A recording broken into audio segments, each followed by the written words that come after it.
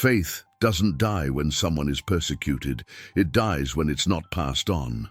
In a time when following Christ meant imprisonment, beatings, and death, two names stood through the fire of persecution: Paul and Timothy. One marked by scars and chains, the other too young to carry such a heavy legacy, but chosen for it. This is not just a story from the past. It is proof that true faith survives across generations, even when the world tries to silence it.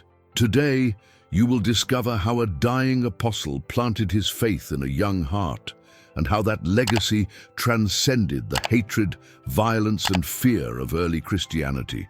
Stay until the end, because this exciting biblical story may reveal something you never realized. The faith that sustains you today may be exactly what saves someone tomorrow. If this message speaks to you, comment "I continue," subscribe to the channel, and walk with us through this inspiring biblical story that the New Testament left as a legacy. The Roman Empire tolerated no rivals, and for Rome, early Christianity was exactly that, a threat to the established order. While the emperor demanded worship as a god, Christians proclaimed only one Lord, Jesus Christ. This loyalty came at a high price. The persecution of Christians was not just distant rumor. It was a violent reality in the streets, in the squares, in the courts. Families were divided, property was confiscated, bodies were thrown to the beasts. Following Jesus was not a comfortable choice. It was a sentence of permanent risk. But something inexplicable was happening. The more the empire tried to extinguish this faith, the more it spread. Every prison became a pulpit, every martyrdom a seed. The early church grew not despite persecution, but through it. In this hostile environment, a question arose that would define the future of the gospel: how to ensure that this faith would not die with those who preached it, how to pass the torch to the next generation when their very survival was at stake. The answer came from a man who knew well the price of loyalty, a man whose back bore the marks of whippings, whose feet had crossed deserts and prisons, and whose heart beat with an urgency to find someone who would continue when he was no longer there. That man was Paul, and his story was about to intertwine with that of a young man who would change everything. Before he was known as the Apostle Paul, he was Saul of Tarsus, a zealous, intelligent, and ruthless Pharisee. His mission was clear: to destroy Christianity. He not only agreed with the killing of Christians, he approved of it, authorized it, and personally persecuted them. Imagine the scene: Saul walking along the dusty roads of Jerusalem, authorization letters in hand, hunting down followers of Jesus as if they were criminals. He exuded menace. His presence instilled terror. For the early Christians, Saul was the face of oppression. But on the road to Damascus, everything changed. A light brighter than the sun struck him down. A voice confronted him: "Saul, Saul, why are you persecuting me?" At that moment, the persecutor met the persecuted. The hunter became the hunted. And Saul, blind and broken, had to choose: continue on the path of destruction or surrender to the call of Christ. He chose surrender, and he was transformed. The man who approved of stonings would now be stoned. The one who handed Christians over to prisons would now fill cells with his own presence. Paul, his new name, became everything he once hated, and he paid for it with his body and soul. Whippings that tore his back, prisons that stole his freedom, shipwrecks that nearly took him, loneliness that tested his faith. But Paul did not back down, because he had found something greater than fear, a gospel worth every scar. But there was a problem. Paul knew he wouldn't live forever. And one question haunted him: who would continue this mission when his strength failed? Paul was not a hero to the masses. He was a solitary man, walking through hostile cities, facing rejection wherever he went. Jews saw him as a traitor. Gentiles called him crazy. Even among Christians, there were those who doubted him. He had no armies, he had no palaces, he had no security. He had only one message and one unwavering conviction: Christ died and rose again, and that changed everything. City after city Paul preached, and city after city he was expelled, assaulted, imprisoned. In Lystra he was stoned and left for dead. In Philippi he was publicly flogged and thrown into prison. In Ephesus he faced a revolt that nearly killed him, but whenever he seemed defeated he rose and pressed on. Christian courage in adversity was not just a concept for Paul, it was his daily life. He knew that every sermon could be his last. Every letter written might never reach its destination. Every missionary journey could end in an anonymous grave, and yet he persisted. Why? Because faith in times of persecution is not sustained by human guarantees. It is sustained by an eternal certainty. Christ is worth everything. But Paul also knew something more. He was human, mortal, and the weight of the mission could not rest solely on his shoulders. He needed to find someone who was not just an assistant, but a successor. Someone who understood that true faith is not measured by comfort, but by faithfulness. And it was precisely during this moment of strategic solitude that God placed an unlikely young man in Paul's path. Timothy didn't fit the profile of a Christian leader. He was young, probably still a teenager when he met Paul. Shy by nature, sensitive, raised in a mixed family, a devout Jewish mother, a Greek father, two worlds in conflict within a single home. But what Timothy had was something rare, genuine faith. His grandmother Lois and his mother Eunice had planted the scriptures in his heart since childhood. He knew the word, not just by hearing it, but by living it. And that caught Paul's attention. While the world around Timothy was chaotic, persecution, violence, constant fear, this young man kept a flame burning. It wasn't the flame of someone seeking glory or recognition. It was the flame of someone who simply loved God and wanted to serve. Paul saw in him something that many did not see: spiritual potential. Not the potential of someone who shouts the loudest or impresses crowds, but the potential of someone who remains faithful when everyone else gives up. If you're enjoying this inspiring Bible story, give it a like now and subscribe to the channel so you don't miss the next stories that will strengthen your faith. But Timothy had no idea what was to come.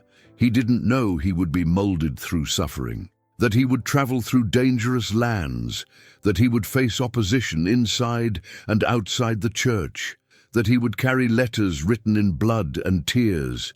He didn't know that he was about to become not just a disciple of Paul, but a spiritual son, someone who would inherit not only teachings, but a legacy that would span centuries.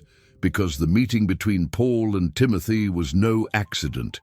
It was divine providence preparing their faith to survive beyond a generation. When Paul arrived in Lystra, he wasn't looking for a successor. He was preaching as he always did, but God had other plans. It was there that the paths of Paul and Timothy crossed, and nothing would ever be the same again. The biblical text says that Timothy was well spoken of by the brothers. This signifies something profound.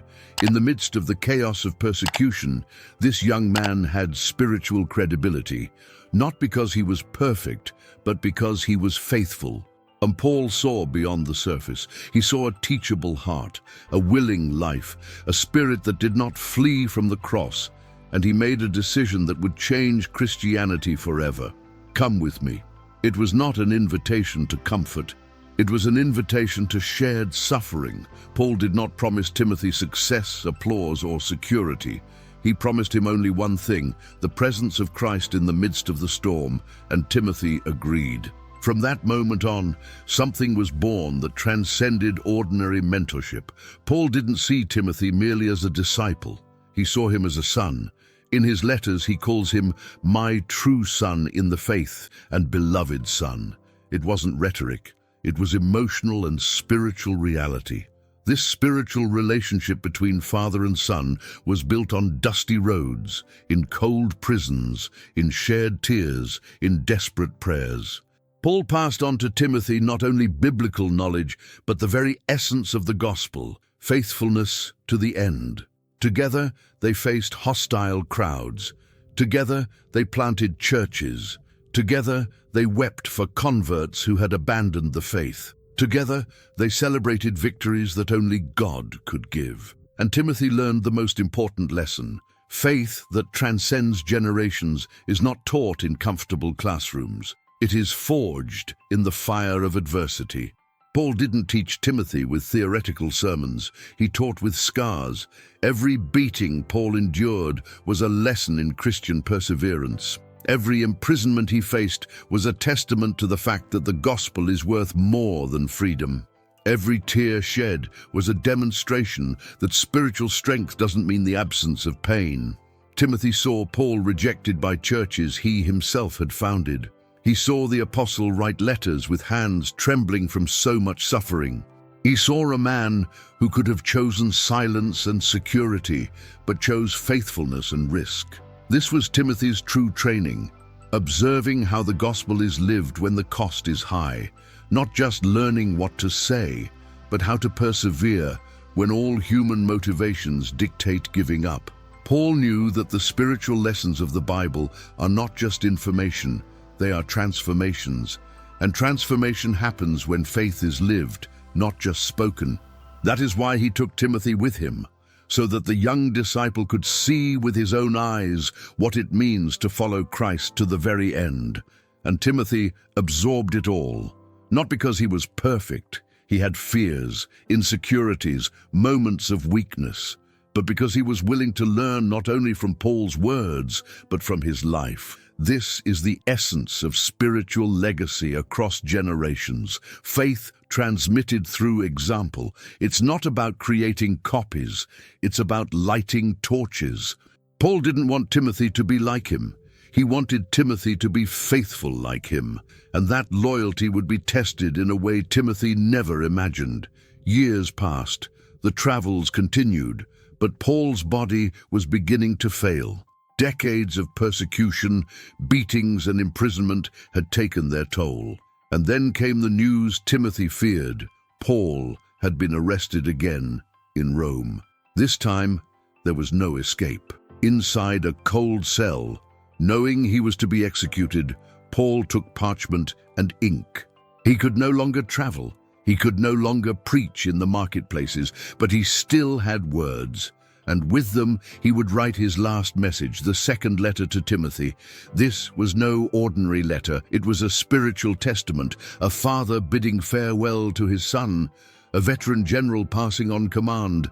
"Timothy, my beloved son," he wrote with trembling hands, not from fear, but from urgency. "Do not be ashamed of the testimony of our Lord, nor of me, his prisoner." Paul was not asking for comfort. He was asking for faithfulness. And then come the words that have endured for centuries. "I have fought the good fight. I have finished the race. I have kept the faith." It wasn't arrogance. It was accountability. Paul was saying, "I did my part. Now it's your turn." But Paul also revealed his vulnerability. Almost everyone had abandoned him. Demas chose the world. Alexander caused him much harm. Only Luke remained. In the loneliest hour of his life, Paul faced the truth. Faithfulness is rare, and yet he trusted Timothy. He asked for his cloak because he was cold. He asked for the books because he still wanted to study, even on the brink of death. He asked Timothy to come before winter because he needed to see his spiritual son one last time. But above all, Paul left a command that would change everything. "What you have heard from me, entrust to faithful men who will be able to teach others also." That was the secret. Faith would not die with Paul because he had planted it in Timothy, and Timothy would plant it in others, and they in others, generation after generation. To this day, Paul was executed, beheaded in Rome during Nero's persecution. The great apostle who transformed Christianity, who wrote a large part of the New Testament, who faced beatings, shipwrecks, and imprisonment, he died. For many, it seemed like the end of an era, but it wasn't, because Timothy was there. Young, frightened, carrying the weight of a giant legacy on shoulders that seemed too fragile. But he was not alone. There were countless others touched by the faith that Paul planted. Timothy assumed leadership of the church in Ephesus, one of the cities most hostile to the gospel. Idolatry everywhere. False teachers infiltrated, constant persecution. And there, that young man who once seemed too timid to lead did exactly what Paul taught him. He remained faithful. Christian tradition says that Timothy died a martyr's death, stoned for opposing a pagan festival. If this is true, then he followed Paul's path to its ultimate consequences. But here's the important point. Timothy didn't keep the faith to himself. He did exactly what Paul asked. He passed it on to faithful men, who passed it on to others, who passed it on to others, and that chain was never broken. That letter that Paul wrote in a Roman cell, it's being read now, by you. 2,000 years later, this is no accident. It's the exact fulfillment of God's plan.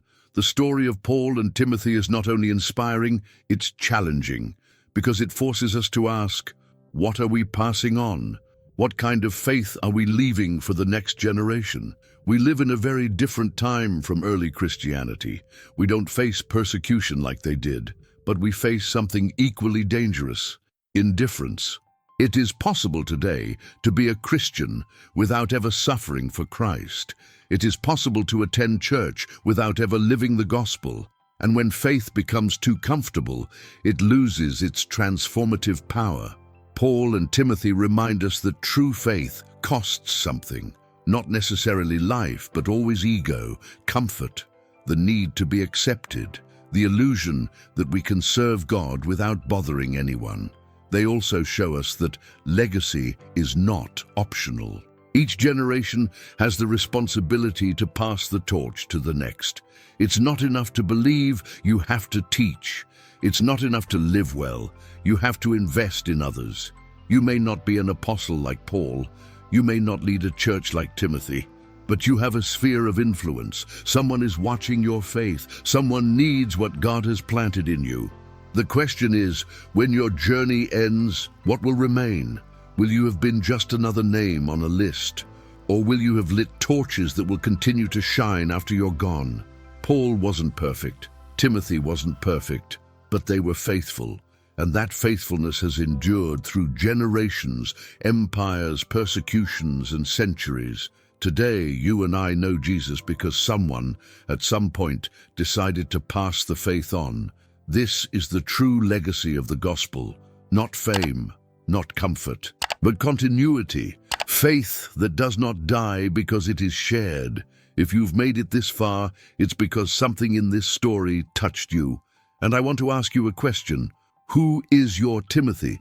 Who is the person in whom you can invest your faith, your knowledge, your example of life?